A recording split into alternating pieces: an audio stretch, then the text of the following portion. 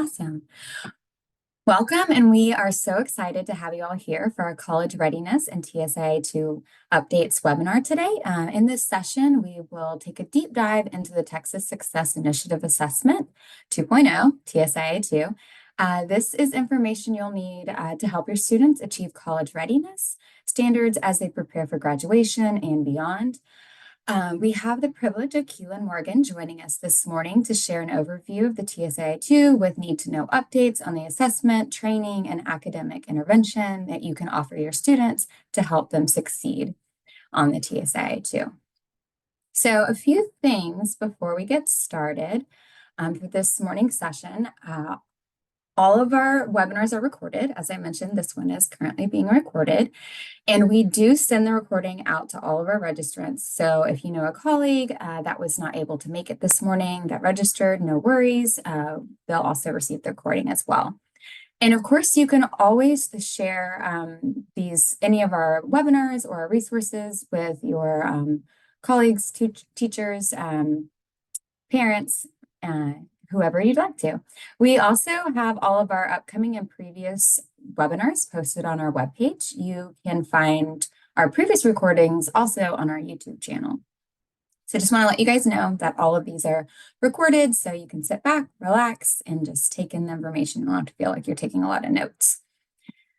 So let's meet the team. My name is Andrea Panter. I am the Senior Network Coordinator with Texas OnCourse. I have had so much fun implementing the professional learning series, webinars and coffee chats with Laura Guggen, our director, Lauren Disher, our professional learning coordinator, and Jared Garza, our network marketing coordinator. And you can learn a little bit more about us in our bio that Jared's going to drop in the chat if you're curious. So a brief, our agenda for this morning, after a brief overview, Keelan Morgan will jump right in to share with us the essential information regarding the TSIA2, and then Lauren Disher will share the bright ideas we received from you all. So thank you all so much for submitting your responses to our question. Our question was, in your current role, what is one thing you do to ensure TSIA2 runs smoothly at your campus? This is something we started recently, and we're really enjoying all the responses. We know how important it is to learn from each other and collaborate. And so looking forward to seeing those responses and hearing from you guys today. And then from there, we're going to move into the resource spotlight and of course, leave some time at the end for some questions. But of course, throughout the session, if you have any questions, you can drop them into the Q&A.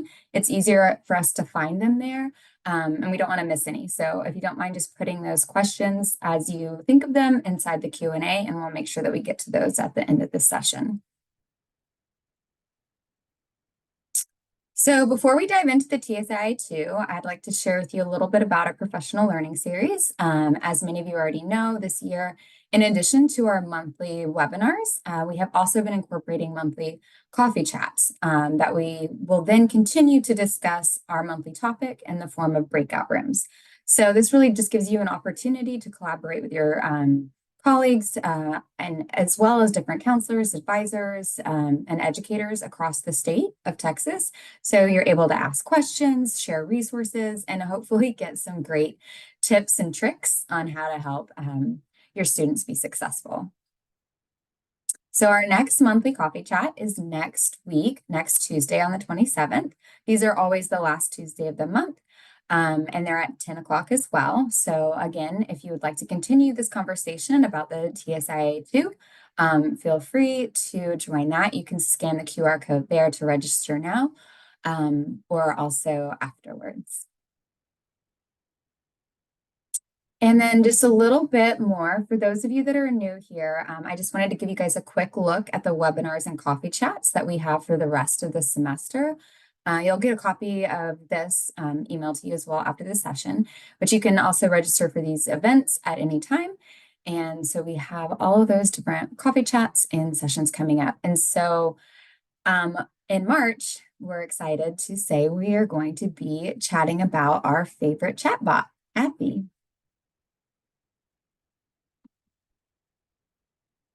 And if that's not wonderful in itself, in addition to our professional learning series, we are also very excited to announce our spring outreach schedule for the upcoming semester. We really want to make sure that we are continuously providing you with the most up-to-date information in multiple different avenues. So our first session is this Thursday, February on the 22nd at 10 a.m. And it will focus on financial aid. So financial aid simplified, is it really that simple? FAFSA and TSIA updates. We know this is a hot topic right now, and we are continuously learning us alongside you. So we want to make sure that we're giving you guys the most up-to-date and relevant information. So we will host these sessions every month throughout the spring. Our last one will be in May, and we'll be sending this schedule out to you as well. That way you can get these on your calendars, and we really hope that you'll join us. And again, first one is this Thursday. And if you haven't had a chance to follow us on Instagram, today is a great day to start. Here you'll be able to stay in the know regarding all of these great sessions coming up. So just wanted to plug that in. And our mission with Texas Encores is to provide advising professionals with the resources and community they need to deliver exceptional college and career advising to every student. So this is what we keep in the forefront of our mind as we are creating all of our resources and our tools, and as we are able to create these sessions for you all. So I want to take a brief moment for us to just kind of gauge where you're at. So I'm going to launch a quick poll just about how experienced you are with TSIA2. Let me go ahead and launch that. We would love to hear from you all how you feel. Do you feel like you're a beginner? You feel like you're an intermediate? You feel like you're experienced? Wow, you guys are answering this quick. Thank you. We already have 65% of participants. Nice. Okay, so we've got a good level of it looks like most of you are intermediate, but we've also got some beginners and some experienced as well. Awesome. So it looks like we're at, I'm gonna let a couple others answer, but it looks like we're 29% beginner, 51% intermediate, and 20% experienced. That's awesome. Thank you. That's going to help Keelan kind of have a better idea of how to help answer any questions that you guys have. So I'm going to go ahead and end the poll and allow Keelan to take over.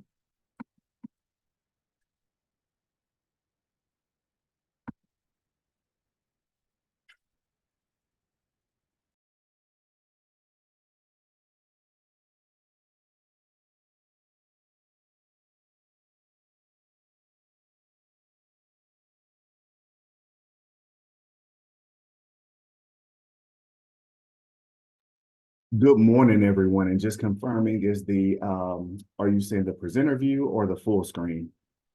It's in presenter view. So yeah, There if you did what you did earlier, we switched it. There we go. Not quite. Oh yeah, perfect. Thank you.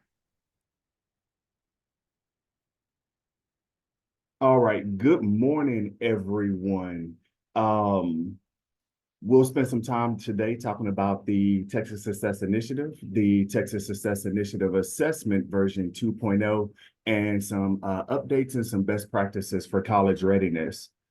As introduced, my name is Keelan Morgan. I have the privilege of serving as the Assistant Director for College Readiness here at the Texas Higher Education Coordinating Board in the Division for Student Success. Here's a brief agenda that will govern our time this morning. I'll give you some TSI updates. I'll talk a little bit more in depth about the assessment, share some college readiness best practices for you, and hopefully we'll have some time for Q&A. Before I get started, let me preface this presentation. There are a lot of slides in here. Some of this information I will breeze through quite fast. For our beginners, I do know that we have a number of beginners that said their experience with TSIs at that beginning level. I'll try my best to go in detail, but if you have questions, as always, my contact information will be provided at the end. Please don't hesitate to reach out. I often say it's our goal to get it right, because when we don't, students get caught in the crosshairs, and that is absolutely what we do not want. So there's no question too big or too small that you can pose to me. So jumping right in, when we talk about the Texas Success Initiative, we talk about this nebulous thing or this ambiguous thing called college readiness. And in parentheses, you'll see that I have THECB. What do you mean by that? When we talk about college readiness here at the coordinating board, we're talking about the Texas Success Initiative. The Texas Success Initiative is a statute or law, and it requires two things. It requires institutions of higher education to assess students on their academic skills for their preparedness to enter first college level courses. And those are courses such as for math, college algebra, for those English language arts and reading intensive courses such as English Comp 1301, government history, psychology, etc. And it also requires institutions for those high school complete students that have not met the benchmarks of the TSIA or are exempt from TSI to be advised and develop an individual plan for academic success. And that's a fancy way of saying they have to tell them what they have to do to become college ready. And that can be a variety of things. It might be participating in a non-course-based option. It may be taking a developmental education course. It may be a subsequent boot camp to help them prepare to retake the TSI. And just as a reminder, TSI, again, is a statute or law, and it cannot be used as a condition of admission to the institution or as a condition of admission to a specific program offered by the institution. So how can a student demonstrate college readiness? The TSI assessment, of course, and that's the former version, the TSIA, or the current version of TSIA2. We have ACT and ACT exemptions, START EOC, those English 3 and Algebra 2 scores. And in advance, before I get the email, yes, I know that is primarily off of the docket for offering in K-12, but it is still as an exemption in rule currently.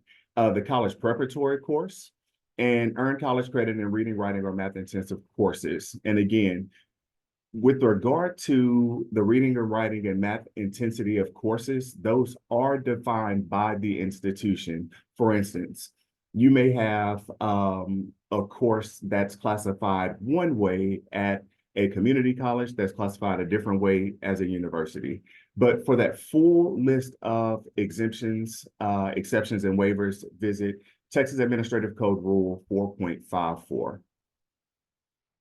When we talk about this in a data context, what are we saying? So I go all the way back to fall 2020, and as I progress, I'll get all the way to fall 2022 data, where I just really want you to see what's happening. And I'll focus mainly on the statewide. So statewide, you'll see in fall 2020 that roughly 37% of the students entering the doors of higher education statewide were not college ready in one or more areas. And roughly 56% were. And then we have that gray area, 7%, that was related to the TSI COVID waiver at the time and other exemptions that were unknown. When it breaks out to the right and left, respectively, you'll see that the four-year institutions have not so much of a heavy lift when it comes to students being underprepared coming through the doors, juxtaposes our two-year colleges on the left, where almost 60% of the students coming in, where the vast majority of our students actually enter the doors of higher education, are coming in underprepared in one or more areas. So what does this look like as we progress forward? In fall 2021, you'll see 52% of the students are entered college ready. However, 42% entered not college ready in one or more areas. So we're not trending in the direction that we would like to. However, we know that we have work to do. And respectively, you see that from fall 2020 to fall 2021, particularly as it relates to that pie chart on the right, that it went from 15% for 4 years to now 22% of students entering the doors of higher education underprepared in one or more areas. Fast forward one more time, fall 2022, we're still making gains, but not in the direction that we would necessarily want. But this is indicative of everything that we've endured. And I can't just say that students endured, but we as educators and students alike have endured in the space of better understanding how learning loss has impacted the college readiness of students graduating and entering the doors of higher education, with now in fall 2022 that 25% of the students entering four-year institutions are underprepared in one or more areas, and 61% of students entering the doors of our community and technical colleges are underprepared in one or more areas. So all of that to say, on the higher ed side, we focus a lot on innovative solutions to helping students that come in underprepared achieve college readiness in an accelerated way. This slide is a different representation of the previous three pie chart slides that I've showed you, but this is broken out by subject area. And you'll see it's a bit of a roller coaster, and again, trending downward just in terms of the level of preparedness that we're seeing with students entering the doors of higher education. And the gold line at the bottom is a representation of the previous slides that you've seen, but then respectively, you see how it's broken out by subject area with respect to math, where from 2020 to 2022, you see a 3 percentage point loss. It kind of leveled out, but with respect to the work that we have to do, it's significant in terms of the number of students that are coming in underprepared. So we'll get to some of the good stuff. I love the data, but here's some of the updates. You may be aware, or hopefully you're aware, that effective October 5th, 2023, there was a change to the ACT score requirement for the TSI exemption.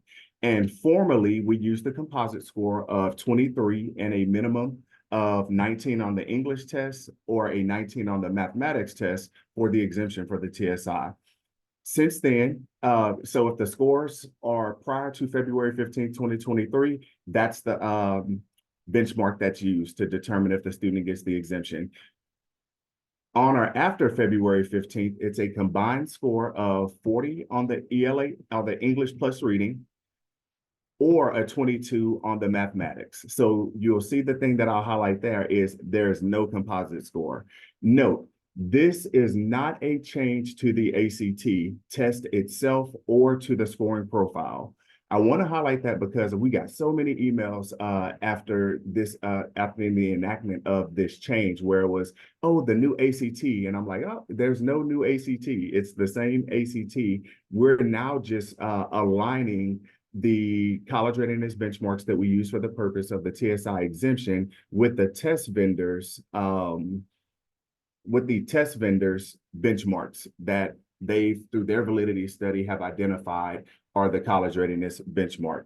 And note, that's combined score of 40.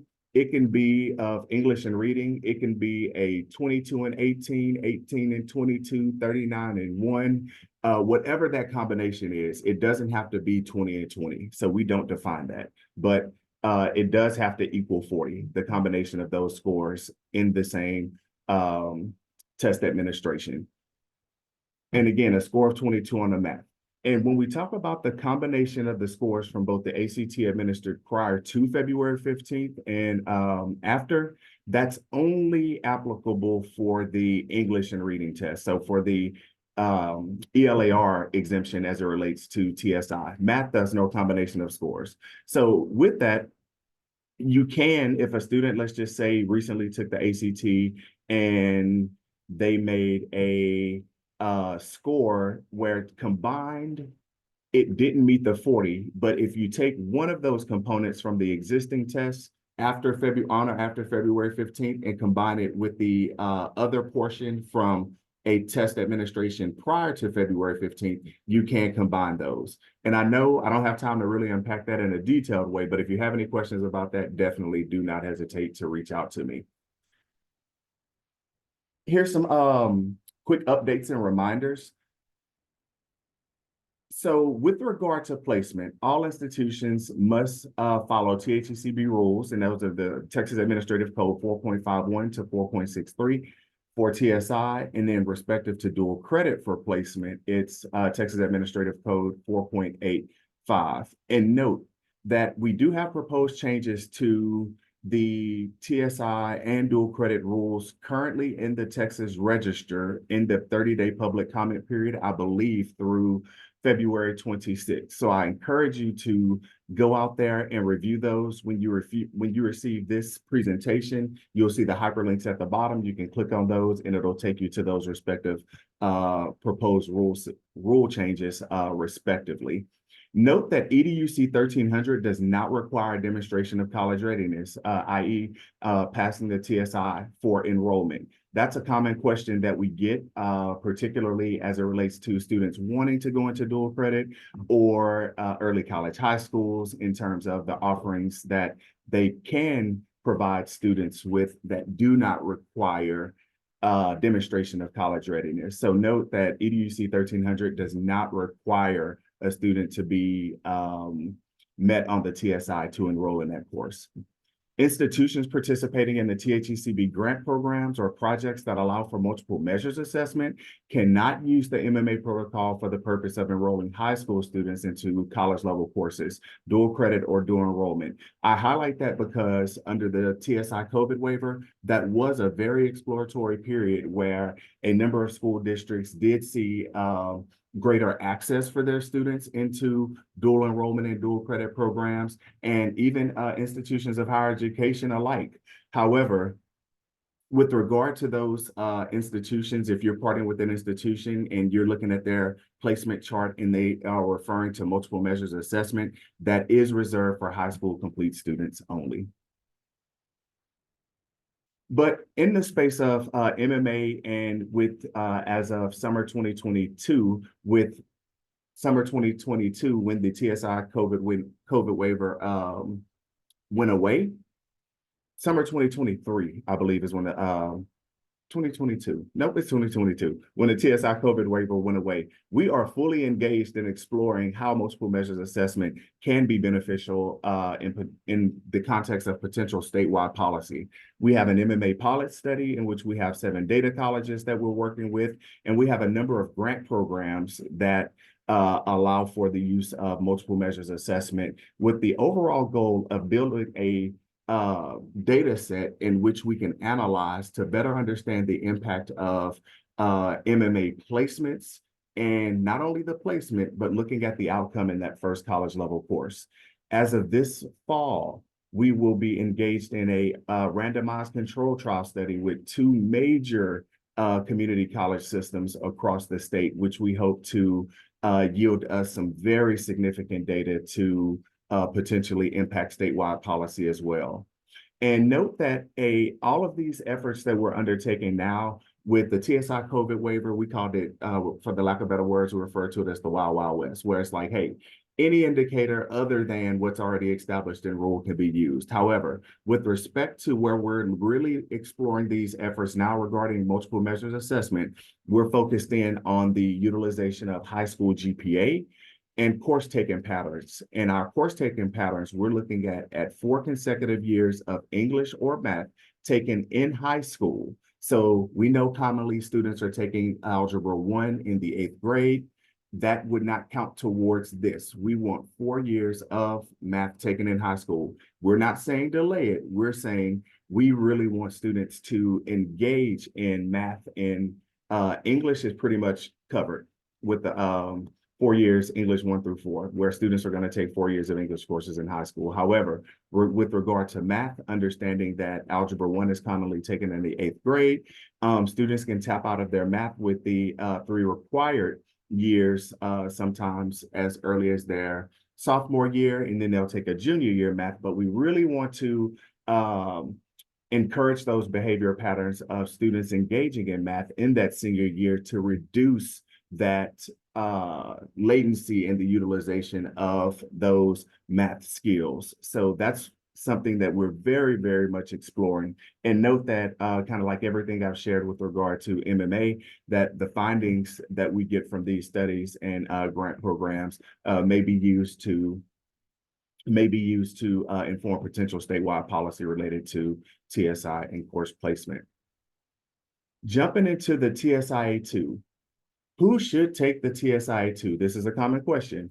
So here's the answer. High school students seeking to demonstrate college readiness with intent to enroll in ELAR or math-intensive college level courses, or high school complete students for the purpose of determining college readiness and placement into appropriate courses.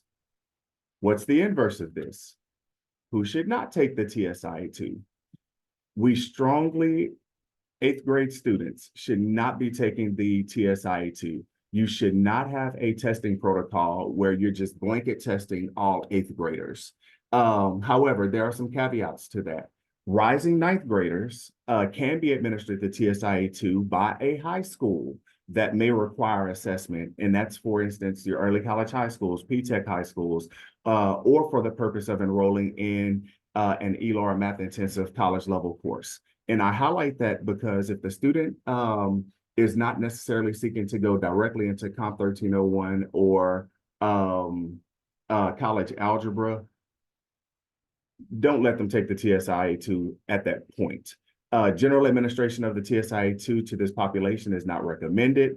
And again, it's so many reasons for this. If a student subsequently passes the TSIA2 but doesn't engage in any type of dual credit throughout their high school career just by proxy of it being administered as a general test, it could actually impact them on the higher ed side, because on the higher ed side, those scores are used to actually place them in the appropriate level courses, meaning the student could potentially be using scores that are upwards of 5 years old for placement into college level courses. And we really don't want that. We really want the scores that are going to actually be used for placement in when they transition to college as close to that point as possible. And if they've already passed it, testing cannot be required. So that student can inadvertently go into a college level course and be grossly underprepared based on their performance from 5 years ago if they hadn't had that rigor of course or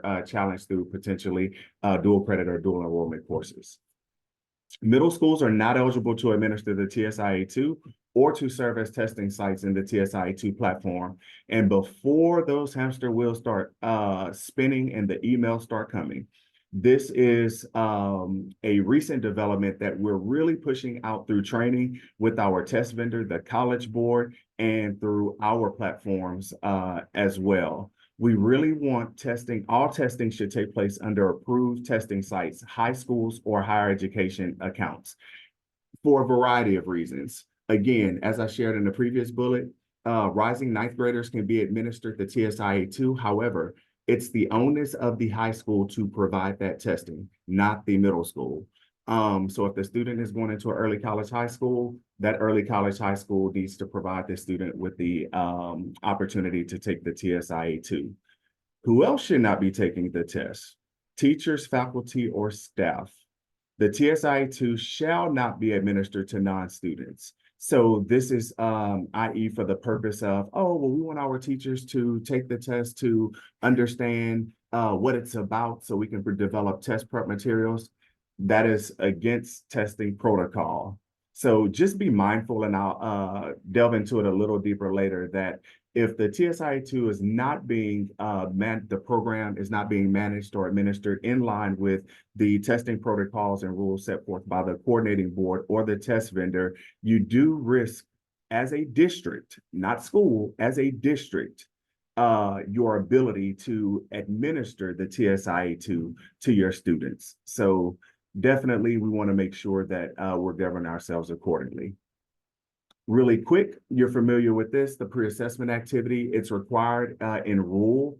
It gives students just a preview of the types of questions that are on the test. It tells them about the significance of the test, what to expect. With regard to how many times the students have to take the pre-assessment activity, we leave that up to the test administrator, i.e.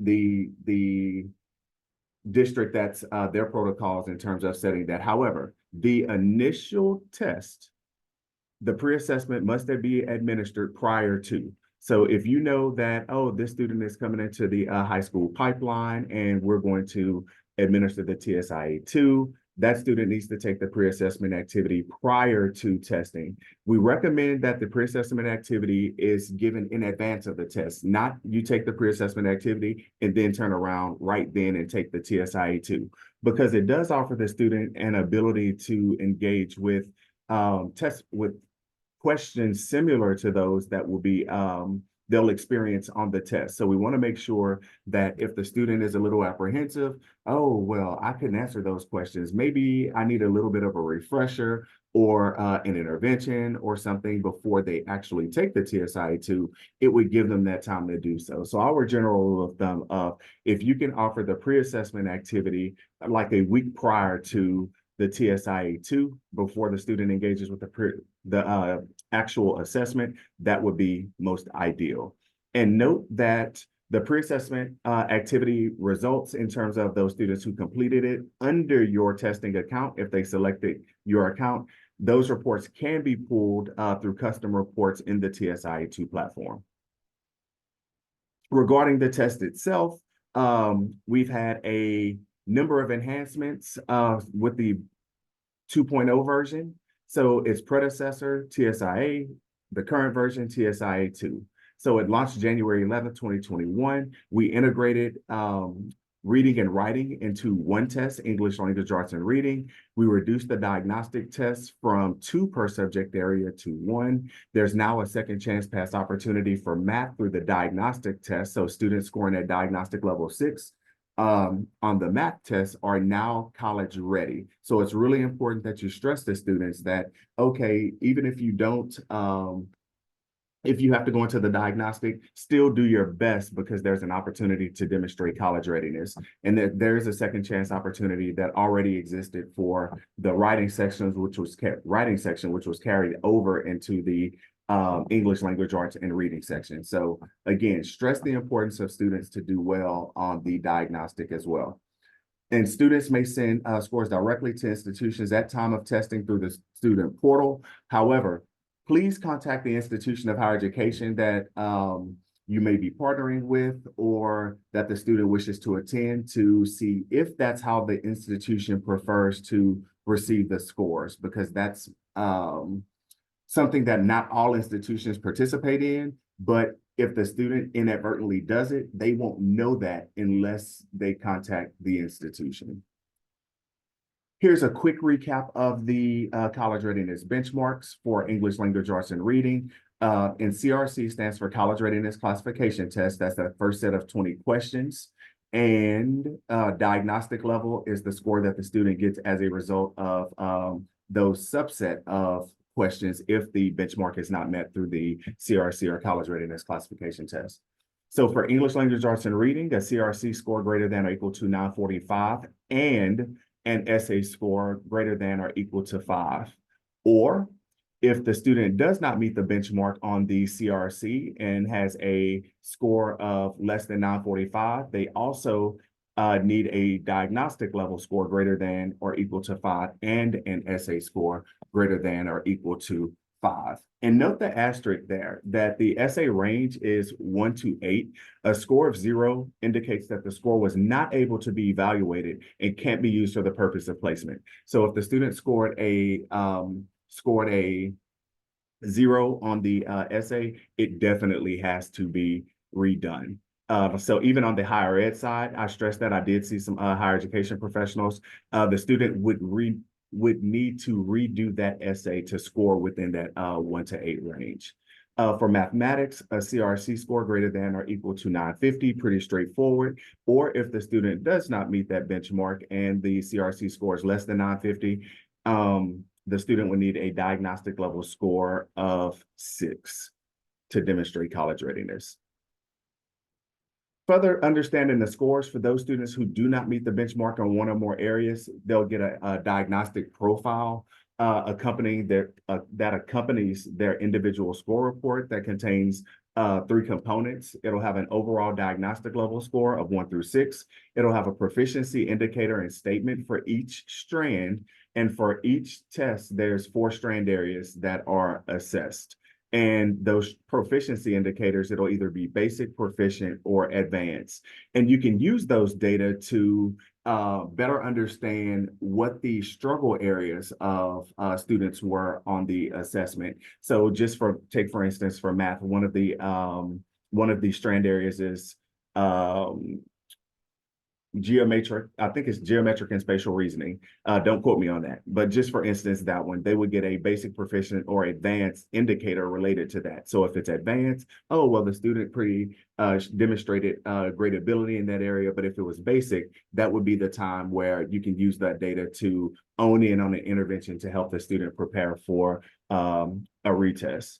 And note that the same combination of proficiency indicators may not result in the same overall diagnostic level score. That was really big for us with the launch of the test, with test administrators comparing results. And it's like, well, these students have the same proficiency indicators, yet their diagnostic levels are different. But understand that each proficiency level contains a range, and therein lies kind of how their diagnostic level score is calculated. And the third component of that is a learning locator code. So if the student doesn't meet the benchmark, they'll also receive a learning locator code for that area in which they can, it's hyperlinked from their individual score report, or they can actually put it in on the TSIA2 Learning Resources site to get specialized curated material to help them prepare for a retest. In the TSIA2 Learning Resources, here's a quick slide on that.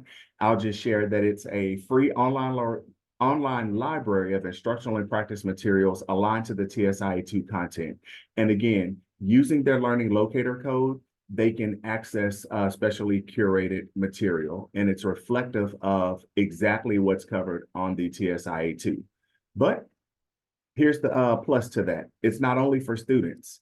Educators can log into TSIA2 Learning Resources to get material to help students prepare. And here's how you can access it. The URL is there. The passphrase, you'll need a passphrase to establish an educator account. And I don't like putting it in presentations, but anyone with access to the TSIA2 platform, it's on the splash screen. So if you need that passphrase to establish your educator account, contact someone on your campus that has access to the TSIA2 platform, or your institutional administrator. And then I also have in here hyperlinked some videos that'll help you better understand TSIA2 Learning Resources, its uses for educators and for students that we've published. Real quick update on the ELAR branching profile. Effective January 3rd, 2023, students who scored level 3 on the ELAR diagnostic test are also routed to the essay. Previously, it was level 4. Note that this change does not provide a student with an additional pathway to demonstrate college readiness, but it allows them to engage with the essay to potentially qualify for a retest option where they don't have to repeat the essay. So we wanted to give students more access to experience in the essay, but on the higher ed side, it actually provides more actionable data that the institutions can use in help placing students that do not meet the benchmark. And again, it provides many additional students with an opportunity to demonstrate writing proficiency. Walking you through the test experience that the students engage. And this is the pathways to college readiness. So looking at the branching profile for the college readiness classification test greater than or equal to 945. So the student starts off, all students start off with the ELAR classification test, and then pending your score, if it's 945 to 990, you will go into the right place or essay. If you have the essay score of 5 or higher, you're college ready. And if you have an essay score of 1 through 4, you'll get your diagnostic your individual score report with the right place or dimension statements in your learning locator code. If your CRC is less than 945, again, you start with the CRC. You'll go into the diagnostic test, which is the additional questions. And pending that outcome, if it's diagnostic level 1 through 2, you'll get your diagnostic profile and learning locator code. Note here, the essay is not administered.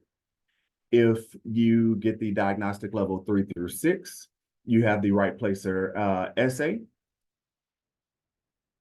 If you get the diagnostic level 5 or 6 and a right placer essay of 5 through 8, you are that second chance pass opportunity. You're deemed college ready. And if you receive the diagnostic level 3 or 4 and the right placer essay 1 through 8, you again, it's not a pathway to college readiness, but you'll get your diagnostic profile and learning locator code.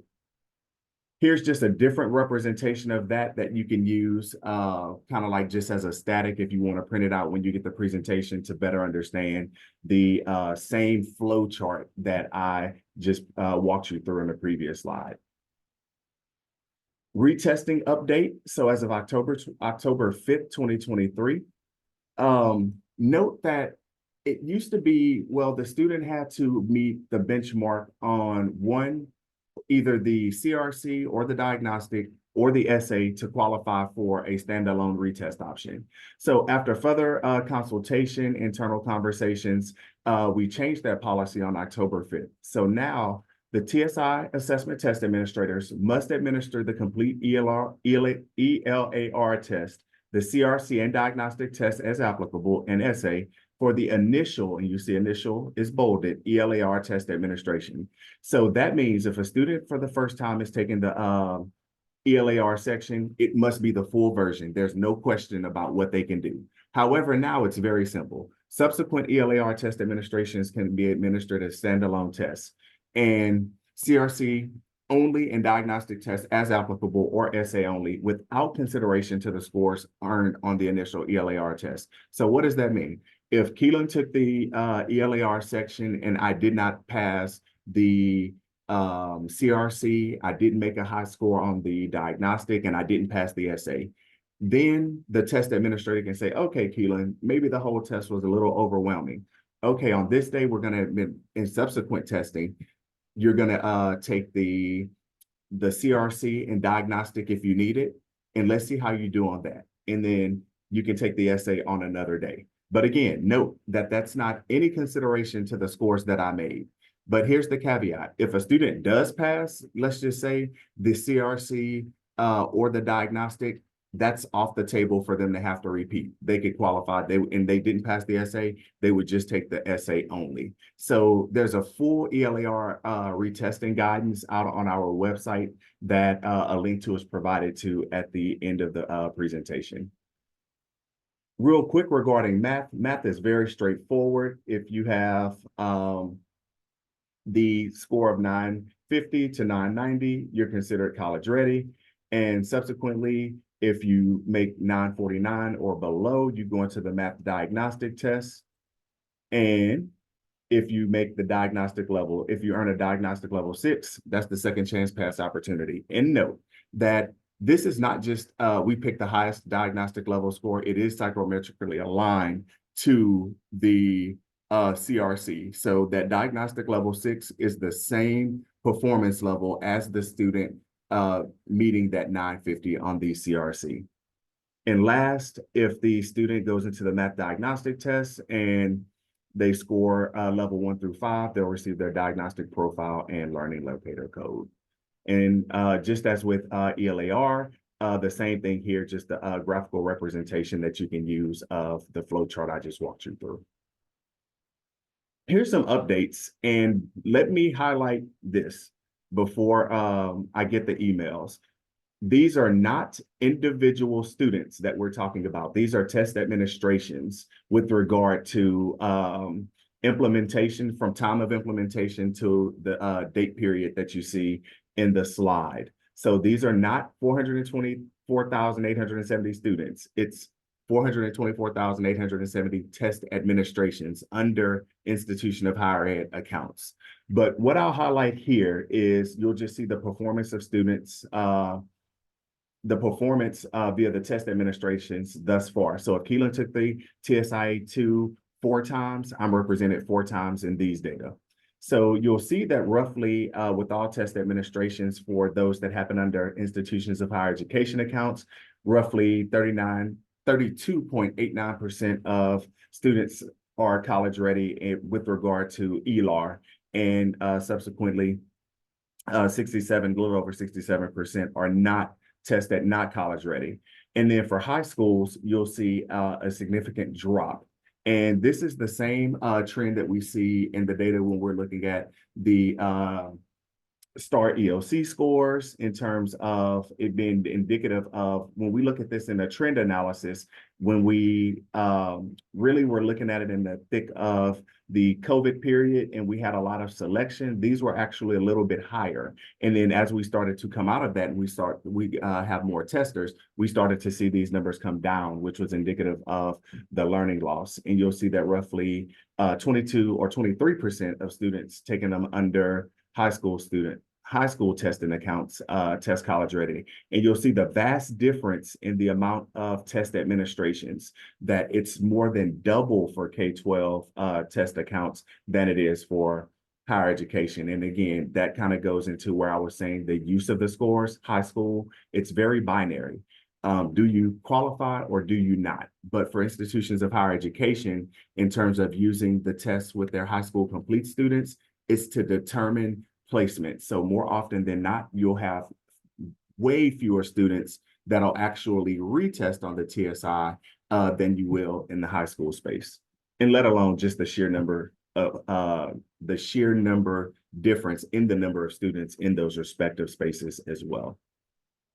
Looking at math, roughly 18.89% of those tested under IHE accounts are college ready, and for high school, 17.36. And you'll see for math, it gets much closer in terms of the preparedness rates juxtaposed of ELAR. And again, you see the dissonance in the number of test administrations there.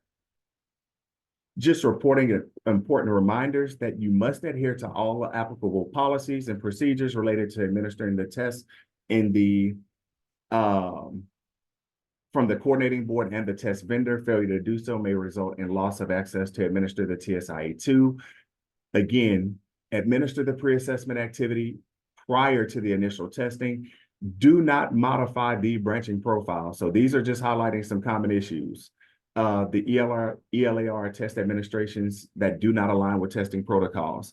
Hopefully, the change that we made to the retesting guidelines simplifies this to where we don't have so many students caught in the crosshairs of particularly K-12 test administrators splitting the tests in a retest scenario when the student didn't qualify for it or something like that.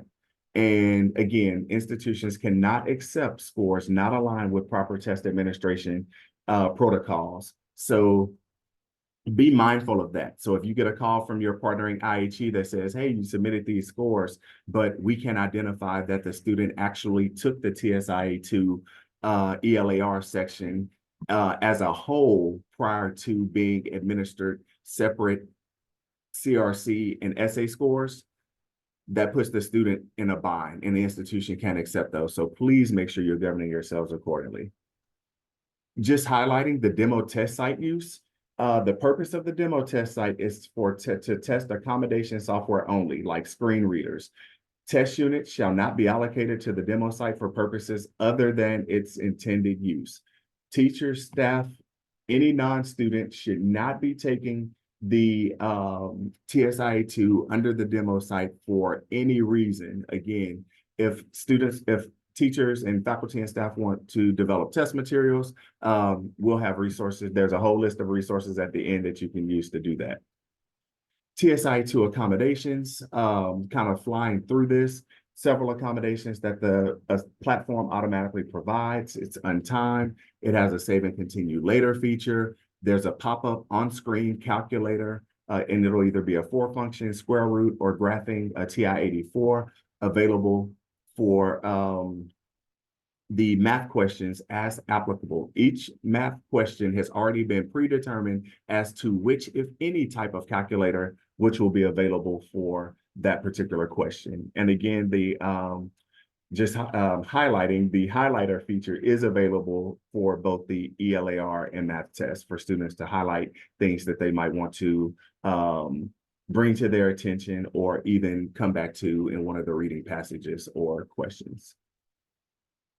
Note that any accommodations beyond those that I covered in the previous slide, they need to be worked out with the DSO or Disability Services Office or equivalent at your partnering institution of higher education to determine those.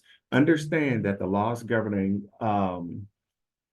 accommodations are different for K-12 and higher education. So everything that may be permitted in a student's 504 plan may not automatically be applicable to their experience as it relates to taking the TSIA2.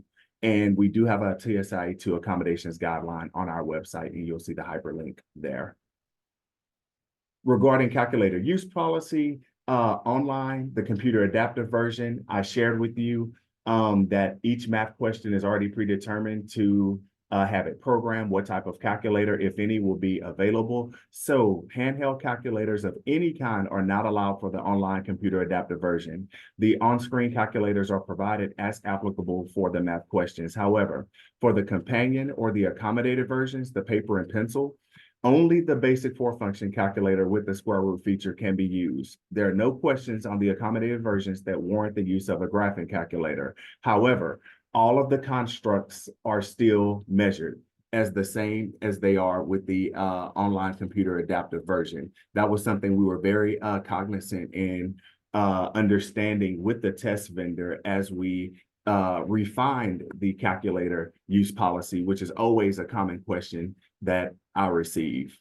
And note, regarding the accommodated versions, we honestly don't recommend that that's the first option for the student. Like if they need accommodation, it's, oh, we can give you the paper and pencil version. The student has to do 1.5 times the number of questions on the diagnostic. I believe it's like 72 questions that the student has to do juxtaposed of the 20 questions and then the subsequent 48 in math. And then it's the same 1.5 calculation for ELAR as well. So it's a much longer testing experience for the student.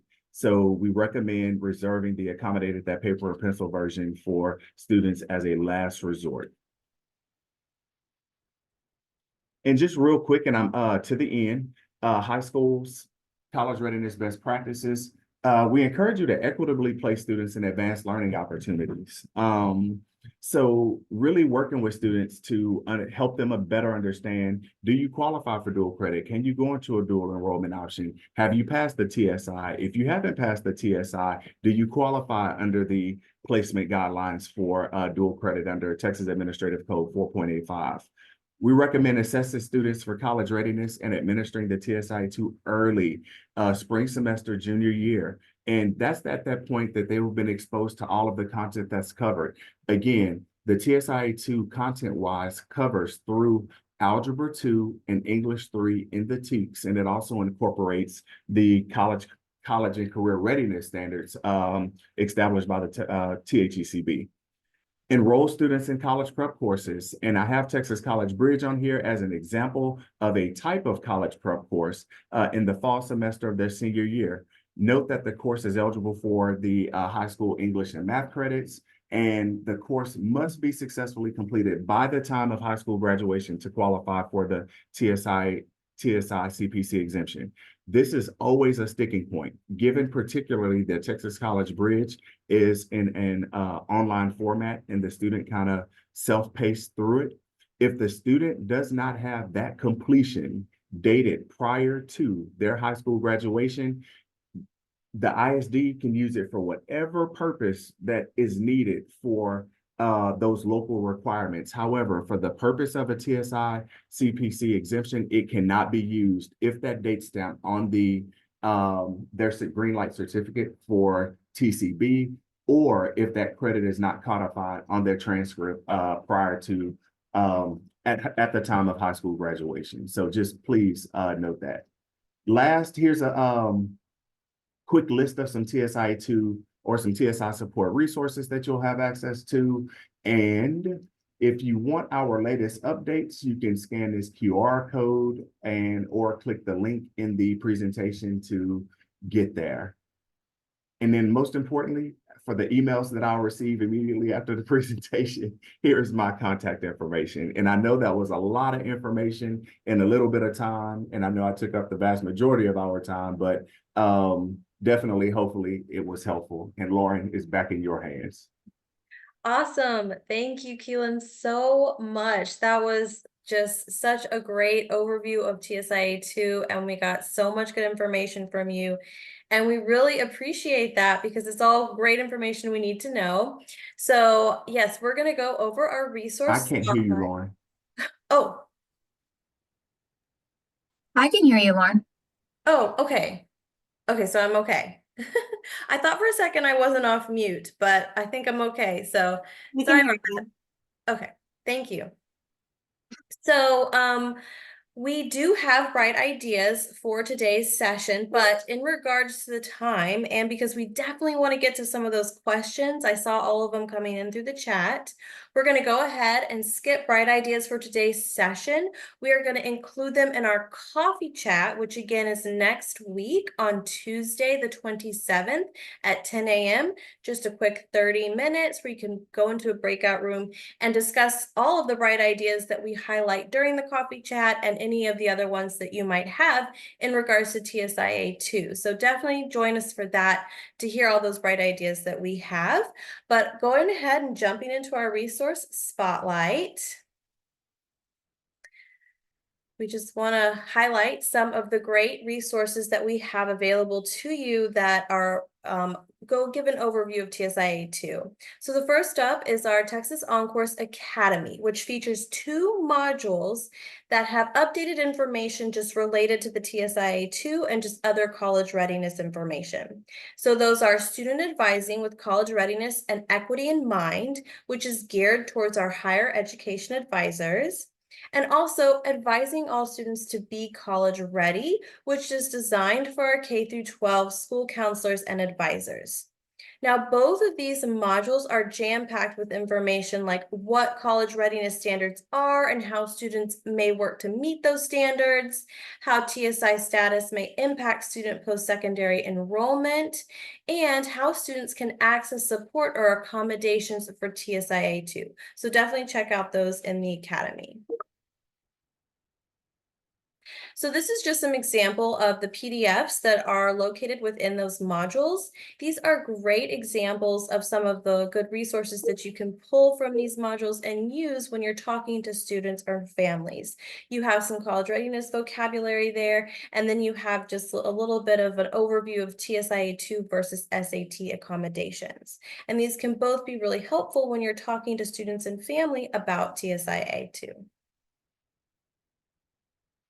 Additionally, TEA provides guidance regarding how the TSIA might be used for CCMR accountability purposes. So now this chart was created by TEA and it features the minimum score requirements for both TSIA1, you can see that up there at the top, and then TSIA2. Now remember that students must meet college readiness standards in both the ELAR and math in order to meet those CCMR requirements via the SAT, ACT, TSIA, or by earning college credit from a college prep course.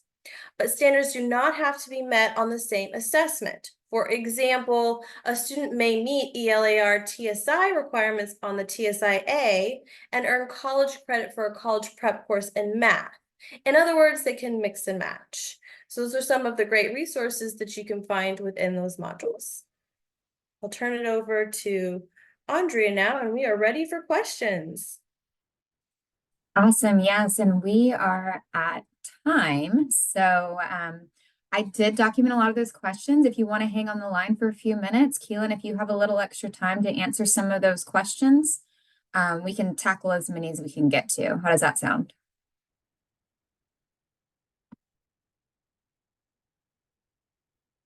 Keelan?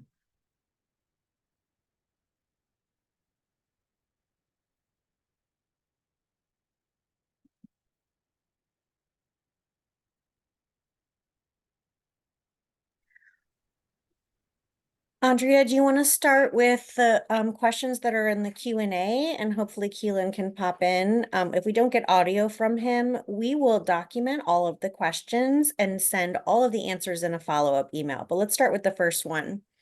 Okay, yeah, of course. And I documented all of them as we were going through the webinar. So those that were coming in through the chat, we definitely have those documented for you. So we will be able to answer those to you guys in our follow-up email. So first one in the Q&A is there an incentive for participation? Yes, learning knowledge. Where may I get the info to share with colleagues? So you may sign up for financial aid webinar on Thursday. Jared Garza, I believe, answered that question. He'll be sending that link. And again, that information will be in our follow-up email as well. And then Keelan, can you hear me? Are you able to answer some of these questions? I can now. Once I Oh, finished okay. presenting, I lost my sound for some odd reason, and I was like working feverishly. It just popped back in. Perfect. Well, welcome back. Another question we have exemptions for TSIA2 is the PSAT NMSQ2 an exemption for dual credit courses? If so, do IHSs have the power to not accept those scores? And that's from Stacy.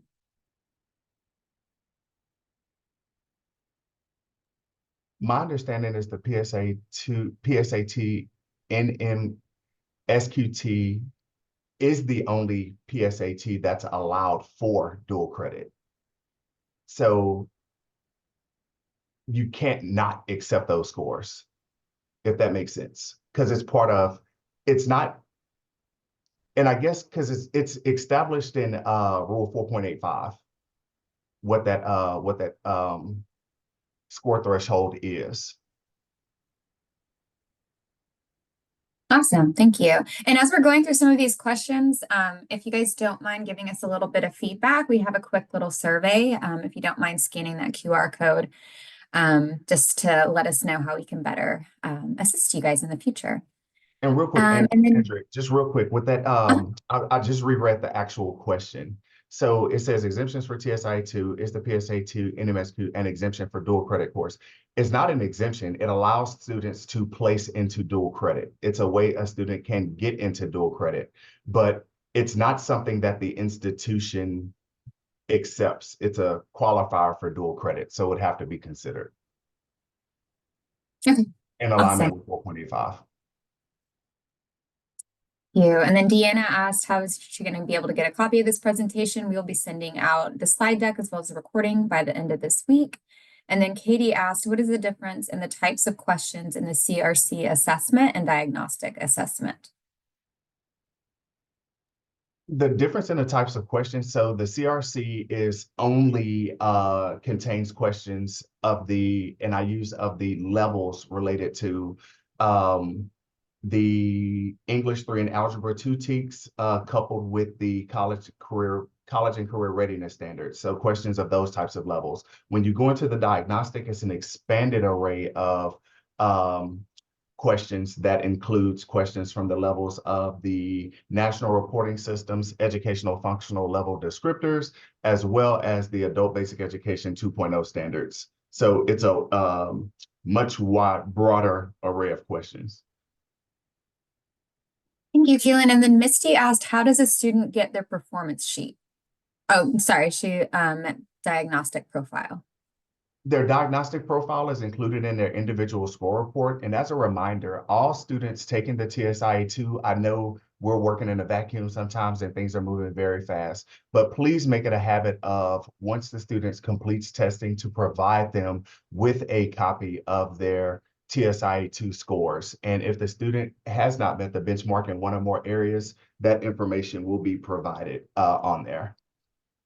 Or the student can always go into the student portal for TSIA2 and using their name, date of birth, and I believe it's their testing site, their ID number that they used that time of registration for the test. They can pull those scores, but definitely they can always work with their test administrator or institutional administrator at their high school or their institution of higher education to get those scores pulled as well through cross-institutional reporting.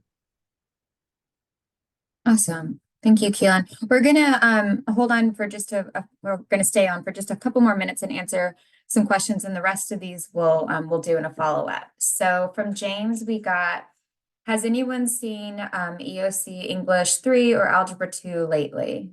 Not too sure what he means by that. You won't. My understanding is it's officially off the docket for offering. Gotcha. And then also from James, math intensive, does that include math 1332 and 1324, non-STEM program maths? Say that one more time. Math intensive, does that include math 1332 and 1324? Correct. Any first college level math course. Any entry level math course. Awesome. And then we had a question from Liz. Some students will need to have their essay hand graded. Is there a reason why some are hand scored? So that was a great question. I was responding to it in the chat as well. Oh, But okay, as awesome. you're aware, the essays are graded through AI, so to speak. So there's always a subset of essays that are picked for hand grading to make sure that the way that a human grader would grade that test is also kind of like aligned with how the AI system is grading that test. So we monitor that to make sure that there's not this, oh, well, the AI is grading super hard or super light, and then a human grader would take that same essay and look at it totally different. So it's really to maintain the checks and balances of the way that the essays are graded. Or if the system can't make sense of like what the student wrote, it may be referred for human grading. But at its very core, it's a checks and balance between the AI grading and definitely what the expectation is from the human grading side. Great. And then we got another question in the Q&A. Is there a way to mass print the ISRs for all testers from one test day without clicking on each student individually to print? That's a great question. I'm not an expert on the platform itself, but let's append that one to the follow-up that'll go out, and I'll make sure we get with our test vendor and pose that question and provide a response. There might be, but I can't guarantee it. Great. And then another one, can high school proctors go and test 8th graders? Repeat that one more time. Can high school proctors go and test 8th graders? Correct. Again, just being mindful of the recommendation that it's not, hey, well, you can just take your proctors and go test the whole 8th grade class. That's not the idea of it. The idea of it is if you're in early college, high school, if you know you have a subset of students that want to qualify for dual credit their freshman year, yes, those high school proctors can go and test the middle school students under the high school testing site. Awesome, thank you. So I'm going to do one last question and then we're going to wrap it up. I know we're definitely over time. If they are not seeking a test intensive degree plans, do they need to test? As Shauna was just asking for some clarification on intensive. I don't follow the question. If they're seeking a Intensive degree plans. because it's not necessarily their degree plan, it's what coursework is needed in the degree plan. So I don't think I'd probably ask that person that posed that question to shoot me an email. I'd like to have a conversation. Okay, I've got her information, so we'll do that. Well, thank you To make so sure I'm much, providing the Keelan. right information. Oh, of course. Thank you guys all so much for joining us. I know a lot of you stayed on the line to listen to some of these questions get answered. I know we went over time, but it was so great having you guys today. You can definitely still provide us with some feedback if you have a chance. And Keelan and I will get together and make sure that we're answering all of these questions and provide you a very detailed follow-up email coming soon. So thank you guys so much. Enjoy the rest of your day. Thanks, everyone. Have a great one, everyone. Thank you.